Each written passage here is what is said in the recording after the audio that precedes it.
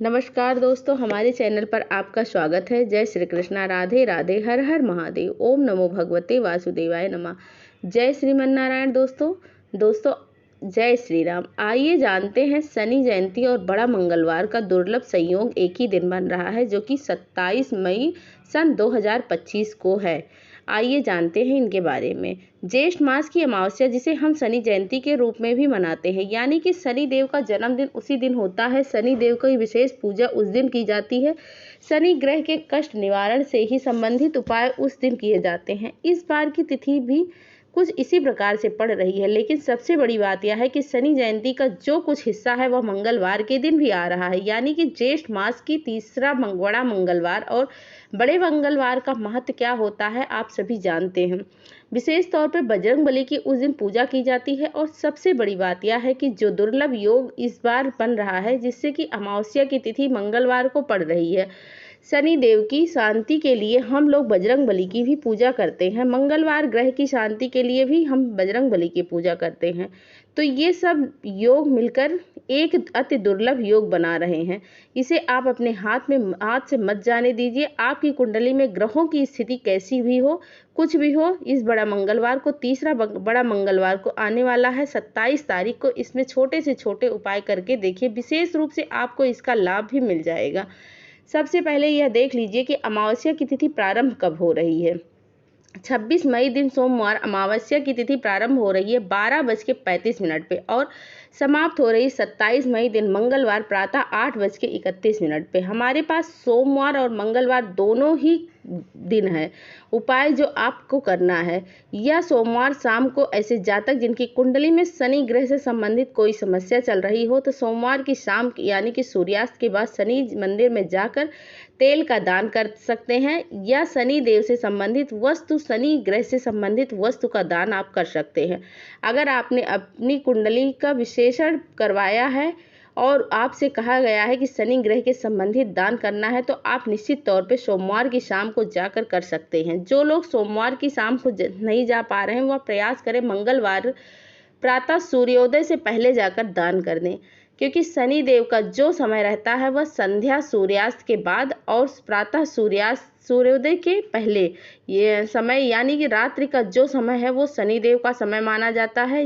इसीलिए उपाय करने का भी सही समय आपको बताया गया है। दूसरी चीज़, जिनकी कुंडली में शनि देव की अवस्था कैसी भी हो, हम सब शनि देव के सामने जाकर कि केवल एक ही चीज़ कर सकते हैं, जो कि सबसे बड़ा उपाय है। जाने अनजाने जिस हमसे जो भी गलती हुई है, उसके लिए हम उनसे क्षमा प्रार्थना या क्षमा याचना कर सकते हैं। विशेष चीज़ का ध्यान आपको रखना है कि जब कभी भी आप शनि देव मंदिर में जाएं, शनि देव के सामने जाए, तो बिल्कुल उनके सामने सीधा ना खड़े हों, टेढ़ा होकर खड़े हों, ताकि शनि देव की दृष्टि आपके ऊपर ना पड़े। यह उपाय आप कर सकते हैं। शनि देव से क्षमा याचना कर सकते हैं और एक प्रण ले सकते हैं कि जानबूझकर हम किसी प्रकार को अहित नहीं करेंगे, गलत नहीं करेंगे। हमसे जीवन में जो कुछ भी अनजाने में गलत कार्य हो गए हैं, उसके लिए आप हमें क्षमा करें, क्योंकि शनि देव हमारे कर्म फलदाता हैं, हमारे कर्मों का ही फल वो हमें देते हैं। इसीलिए उनसे क्षमा याचना अवश्य करिए। अब चलते हैं मंगलवार की तरफ। मंगलवार को अमावस्या की तिथि जो है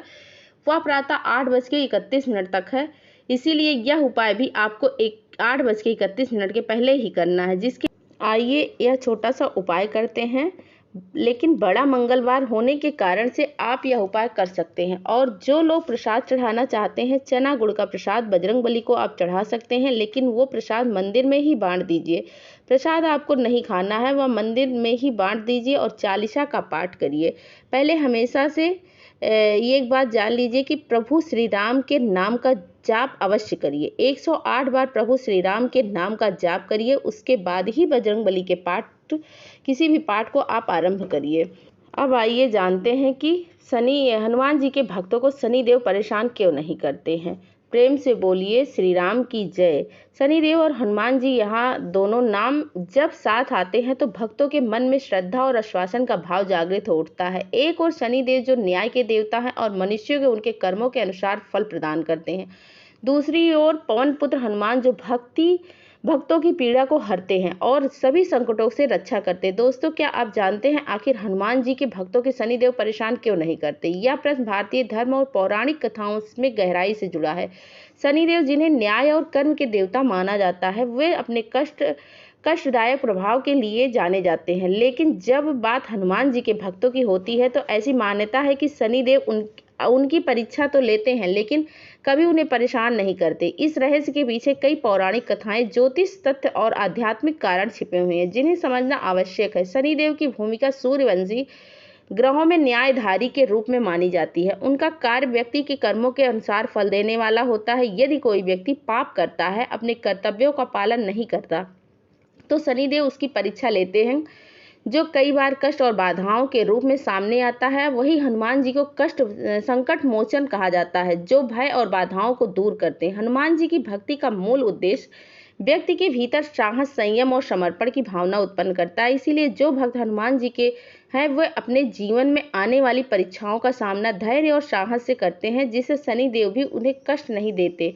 यह पारस्परिक संबंध आध्यात्मिक शक्ति और कर्म के सिद्धांत पर आधारित है। हनुमान जी की अनेक कथाओं में यह देखा गया है कि उन्होंने अपने भक्तों की रक्षा के लिए बड़े बड़े संकटों का सामना किया है। वे एक ऐसे देवता हैं जो अपने भक्तों की रक्षा करने से सदैव तत्पर रहते हैं। जब कोई व्यक्ति हनुमान जी की भक्ति करता है तो उसकी मनोस्थिति सकारात्मक हो जाती है और वह अपने कर्मों में सुधार करता है। ऐसे व्यक्ति शनिदेव की कठोर परीक्षा में भी सफल होता है, क्योंकि उनका मन संयम और धर्म मार्ग पर होता है। अतः हनुमान जी की भक्ति से व्यक्ति का जीवन शक्ति बढ़ती है, जिससे शनिदेव की वक्र दृष्टि से वह सुरक्षित रहता है। एक पौराणिक कथा है जिसके अनुसार बहुत समय पहले की बात है, जब लंका पर रावण का अधर्मपूर्ण शासन था। रावण अपनी असुरी शक्ति और अहंकार के कारण संसार में भय फैलाता था। वह जानता था कि न्याय और धर्म के विजय उसके धर्म को रोक सकते हैं। इसी कारण उसने शनिदेव की बंदी बना लिया था। शनिदेव, जो कर्म और न्याय के देवता हैं, रावण की योजनाओं में बाधा डाल सकते थे। इसीलिए रावण ने उन्हें एक अंधकार में और काल कोठरी में बंद कर दिया, जहां से वे निकल नहीं पा रहे थे। इसी समय हनुमान जी, जो भगवान श्री राम के परम भक्त थे, माता सीता की खोज में लंका पहुंचे थे।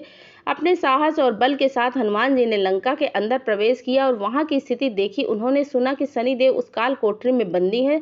हनुमान जी ने अपनी बुद्धि और वीरता का प्रयोग करते हुए उन असुरों को परास्त किया जो शनिदेव को बंदी बनाए हुए थे। वे सीधे काल कोठरी पहुंचे और शनिदेव को मुक्त किया। शनिदेव ने हनुमान जी को इस महान कृपा और साहस के लिए उन्हें धन्यवाद दिया और उनसे वचन लिया कि जो भी लोग हनुमान जी की भक्ति करेंगे उन पर वे कष्ट और दोष नहीं करेंगे।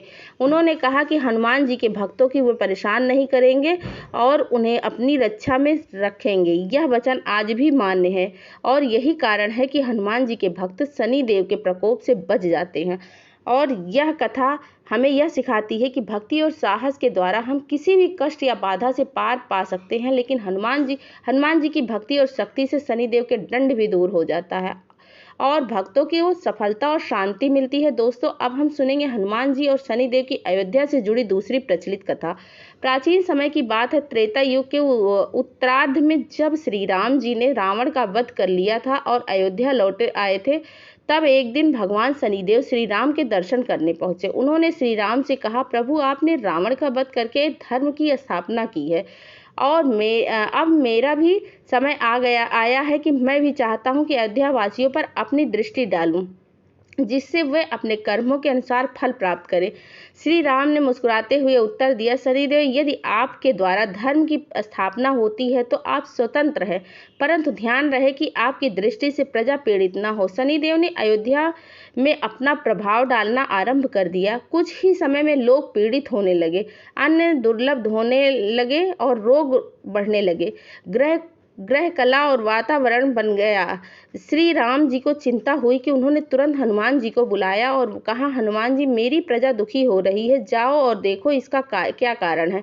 हनुमान जी ने अपनी दिव्य दृष्टि से देखा तो शनिदेव अपनी दृष्टि से लोगों को प्रभावित कर रहे थे। वे तुरंत शनिदेव के समीप गए और विनम्रता पूर्वक बोले, शनिदेव, मैं पवन पुत्र हनुमान श्री राम का सेवक आपसे निवेदन करता हूँ कि आप अयोध्या वासियों को पीड़ित ना करें। शनिदेव बोले, हनुमान जी, मैं सभी को उनके कर्मों के अनुसार फल देता हूँ, यह मेरा धर्म है। हनुमान जी ने विनम्रता छोड़ी और अपना विराट रूप धारण कर लिया। उन्होंने शनिदेव को अपनी पूंछ में लपेट लिया और आकाश में उड़ाने लगे। तब शनिदेव चीखने लगे, पवन पुत्र छोड़ो, मुझे छोड़ो, अयोध्या वासियों को क्षमा कर दूंगा। हनुमान जी बोले, जब तक आप वचन नहीं देते हो जो कि मेरा नाम सच्चे मन से लेगा उस पर आपकी कुदृष्टि नहीं पड़ेगी, मैं आपको नहीं छोड़ूंगा। शनिदेव विवश हो गए और उन्होंने वचन दे दिया हनुमान जी को कि सच्चे मन से स्मरण करेगा, जो आपका नाम सच्चे मन से स्मरण करेगा उसके ऊपर मेरी दृष्टि कभी भी कष्टकारी नहीं होगी। हनुमान जी ने शनिदेव को धीरे धीरे जमीन पर उतारा और उनकी पूंछ से मुक्त किया। शनिदेव ने हनुमान जी को नमन किया और कहा, आज से तुम शनि बाधा से मुक्त करने वाले देव कहलाओगे। उस दिन से जो भी श्रद्धा से जय हनुमान कहता है, शनिदेव जी उसके ऊपर अपनी कुदृष्टि नहीं डालती। यही कारण है कि हनुमान चालीसा के एक दोहे में यह पंक्ति आती है, संकट से हनुमान छुड़ावे, मन क्रम वचन ध्यान जो लावे। और विशेष रूप से नासे रोग हरे सब पीरा, जपत निरंतर हनुमत बीरा। सब पर राम तपस्वी राजा, जिनके काज सकल तुम साजा। और मनोरथ जो कोई लावे, सोई अमित जीवन फल पावे। चारों जुग परताप तुम्हारा, है प्रसिद्ध जगत उजियारा। साधु संत के तुम रखवारे, असुर निकंदन राम दुलारे। अष्ट सिद्ध नवनिधि के दाता, असर दीन जानकी माता। राम रसायन तुमरे पासा, सदा रहो रघुपति के दासा। तुमरे भजन राम को पावे, जन्म जन्म के दुख विसरावे। अंतकाल रघुपुर पुर जाई, जहाँ जन्म हरि भक्त कहाई। यह कथा हमें सिखाती है कि सच्ची भक्ति, विनय और परोपकार से बड़ी बाधा भी टल सकती। हनुमान जी जैसे सेवक में इतनी शक्ति है कि स्वयं ग्रहों के प्रभाव को भी वह बदल सकते हैं। इसीलिए शनि कोई ढैया या साढ़े साथी से ग्रस्त व्यक्ति यदि सच्चे मन से हनुमत जी का नाम स्मरण करे, वे शनि के कष्टों से मुक्त हो सकते हैं। इसी वजह से हनुमान जी को संकट मोचन कहा जाता है और शनि देव भी उनके भक्तों को कष्ट नहीं देते। यह वचन केवल एक धार्मिक कथानक नहीं बल्कि एक गहरा आध्यात्मिक संदेश भी है कि जो व्यक्ति हनुमान जी की भक्ति करता है वह शनि के कठोर प्रभावों से बचा रहता है। शनि देव के इस वचन का प्रभाव आज भी माना जाता है और इसी कारण हनुमान भक्तों को शनि देव की वक्र दृष्टि से बचा हुआ माना जाता है। यह वचन यह भी दर्शाता है कि शनि केवल दंड देने वाले देवता नहीं बल्कि वे न्याय करते हैं और स्वयं विनम्रता और कर्तव्यनिष्ठ को महत्व देते हैं। हनुमान जी की भक्ति इन गुणों को जन्म देती है, इसीलिए शनिदेव उन भक्तों को कष्ट नहीं देते हैं जो अपने जीवन में इन सिद्धांतों का पालन करते हैं। हनुमान चालीसा में भी शनिदेव के प्रभाव का उल्लेख मिलता है। तुलसीदास जी द्वारा रचित यह प्रसिद्ध स्तुति हनुमान जी की महिमा का वखान करती है और बताती है कि हनुमान जी के नाम के स्मरण मात्र से ही मानसिक और आध्यात्मिक शांति मिलती है। कहते हैं कि तुलसीदास जी स्वयं शनि की दशा के प्रभाव में थे, लेकिन हनुमान चालीसा के पाठ से उन्हें मुक्ति मिली। यही कारण है कि शनिवार को हनुमान चालीसा का पाठ करने की परंपरा है, जो शनि दोष से मुक्ति का प्रमुख उपाय माना जाता है। हनुमान चालीसा का पाठ करने से न केवल शनि के दुष्प्रभाव कम होते हैं बल्कि मनोबल बढ़ता है और व्यक्ति के अंदर सकारात्मक ऊर्जा का संचार होता है। हनुमान जी की भक्ति और नाम जप से शनि दोष शांत होने के कई आध्यात्मिक कारण हैं। शनि की दृष्टि उन लोगों पर विशेष प्रभाव डालती है जो आलसी, अहंकारी या अधर्मी होते हैं, लेकिन हनुमान जी की भक्ति व्यक्ति के भीतर संयम, साहस और सेवा भाव उत्पन्न करती है। यही गुण शनि देव को प्रिय होते हैं और उनके दंड से रक्षा करते हैं। शनिवार के दिन हनुमान जी की पूजा, हनुमान चालीसा का पाठ, तेल दीपक जलाना और तिल चना का दान करना शनि दोष से मुक्ति के प्रभाव उपाय माने जाते हैं। जय श्री राम। ओम शनि शनिश्चराय नमः। जय श्री कृष्णा। राधे राधे। हर हर महादेव। ओम नमो भगवते वासुदेवाय नमः। जय श्रीमन्नारायण। धन्यवाद।